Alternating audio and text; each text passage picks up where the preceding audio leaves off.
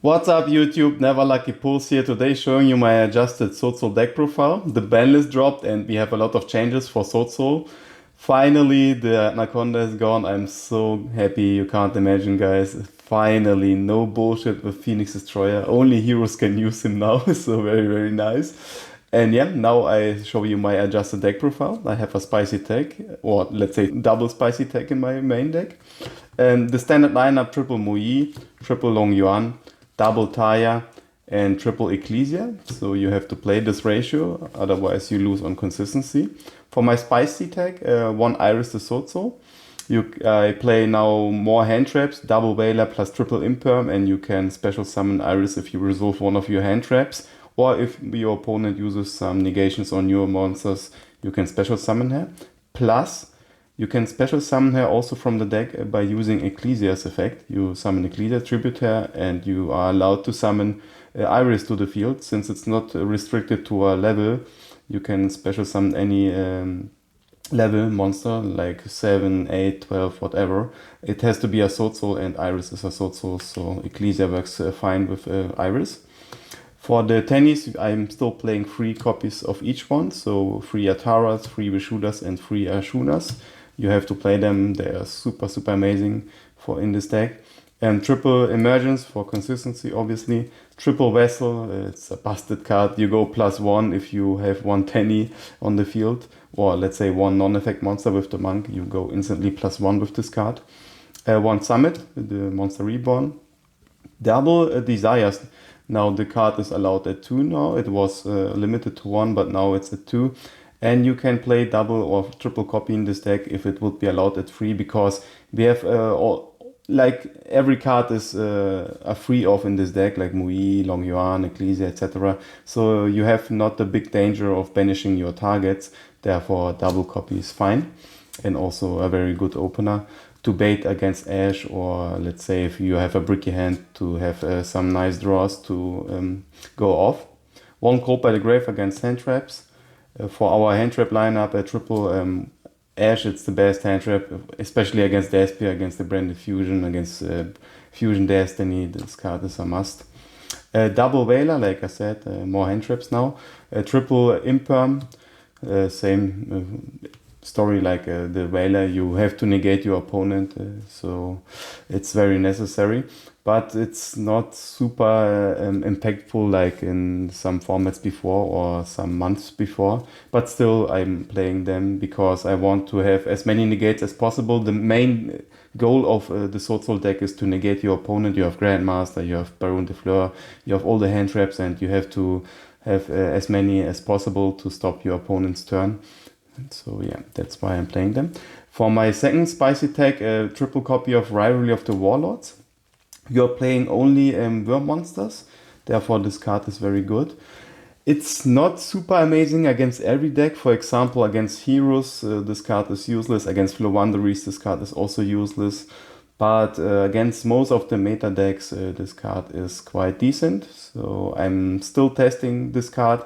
It won me a lot of games in my last tournament, which I won. I made the first place with my Swordsoul deck, and it was a similar build. It was with the Rodon combo, obviously, but now I'm still using 3 copies of Warlords. Also against Despia, if they summon the Fusion Dragon, you can activate the Rivalry, and they can't go into the Ice Jade Dragon, the Banish Dragon. So it's quite useful. One Blackout, obviously, and one Droll Knockbird. I was thinking about playing 2, but I'm having too many hand traps, I guess, if I would include another one. So I think it's fine. So yeah, that's it for the main deck. Now to the extra deck. In the extra deck, we now have a lot of space. Since Harvey Breaks and Arodon are gone, we can use some other cards. I'm playing 3 tokens.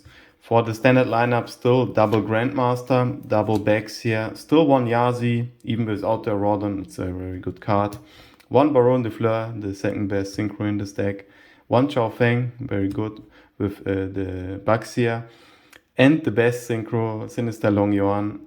It's busted, especially against the Brave tokens. If they open right, you insta-win with this card. You banish the token, plus you banish the continuous spell card, and you burn in total for 3,600 life points. I mean, what the heck? This card is so good. One Chengying. one Dragite. Many players don't play this card, but I mean, that's cool. You having some spell and trap negations is always nice, since you have a lot of monster negates and only one Omni negate with Baroness de Fleur. So having one additional negate against spell and traps is always nice. One Berserker, very good. I'm playing number 41, yes. I was indecisive if I should play 3 monks or one special spicy tag, and I went for the special spicy tag, and number 41 is the way to go. For example, if your opponent has token collect on the field and you are locked in out of your synchros, you can still go into your XC plays with, let's say, 2 level 4 monsters. If you have the summit in hand, you can special summon 1 level 4 monster from the graveyard, and you can go into the level 4 XYZs. So that's why I'm playing number 41. In case my opponent has the token collector and I'm locked out of the synchro plays, this card is very nice. I was thinking about also playing Zeus, but I don't have any space now since it's filled with other cards. I will show you the rest. Double Monk.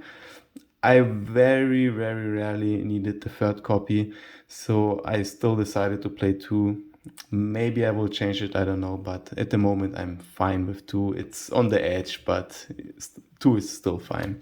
And 1 Shaman now, since she's quite decent. You can special summon any Worm monster from your graveyard. So for example, if you have Grandmaster in your graveyard, you can special summon also Grandmaster. So yeah, this card is quite nice. So yeah, that's it for the extra deck. Now to the side deck. Okay, now for the side deck, I'm playing 3 Judgments. As always, in each deck I play triple Judgment. It's one of the best cards if you go first. A super negation against cards like Dark Chronomorph, Forbidden Droplet. You have to have this card. The best going second card ever, evenly matched. This card won me so many games. That's my favorite card, I swear. It's amazing. Especially against Eldritch, like if I have the Sky Prison Dragon, which prevents the back row to be destroyed, you can banish the back row still. So it's very nice.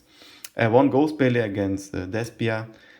A second copy of Droll and Lockbird against nearly every deck. 1 Red Reboot against the back row. Same goes for Harpy's Feather Duster and Cosmic Cyclone. A double Nibiru against spam decks. And double Lancia against some random banished decks.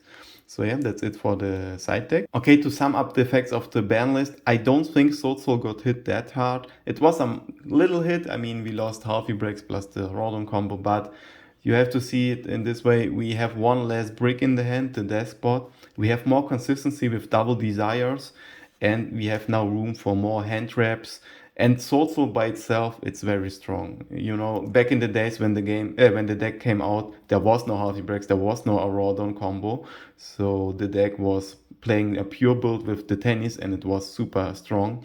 And still, now it's even in this format very strong in my opinion. This deck will still perform. I will show you my duels from my locals, and I will give you the proof that Swordsoul is still a very strong deck. So yeah, I hope you enjoyed this deck profile. Drop a like and subscribe, and see you in the next video. Bye! Hey, you very good! See you next time!